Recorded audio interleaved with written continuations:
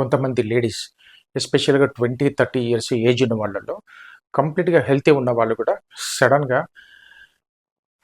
Mood swings develop కావడము, పని మీద శ్రద్ధ లేకపోవడము, పని చేస్తుంటే త్వరగా అలసిపోవడము, దానివల్ల పనులు అవాయిడ్ చేసేసి పోస్ట్పోన్ చేస్తూ అందరితో ఇంటరాక్షన్ కూడా ఇంట్రెస్ట్ ఉండక ఒంటరిగా కూర్చోవడానికి ఇష్టపడుతుంటారు.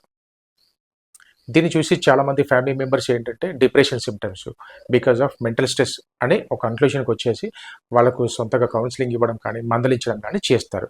కొన్ని సందర్భాల్లో సైకాట్రిస్ట్ని అప్రోచ్ అవ్వడం కూడా జరుగుతుంది. అయితే ఇలాంటి సిమ్టమ్సే మన బాడీలో iron, vitamin B12, D vitamin తగ్గినప్పుడు కూడా డెవలప్ అవుతాయి.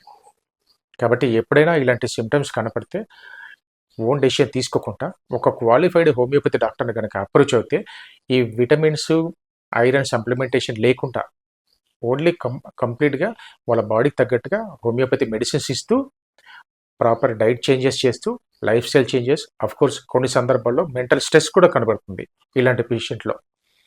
దాన్ని కూడా దృష్టిలో పెట్టుకొని ట్రీట్మెంట్ ఇచ్చేసినప్పుడు కంప్లీట్గా ఈ సిమ్టమ్స్ తగ్గుతాయి, ఆ డెఫిషియన్సీస్ కూడా రెక్టిఫై అవుతాయి.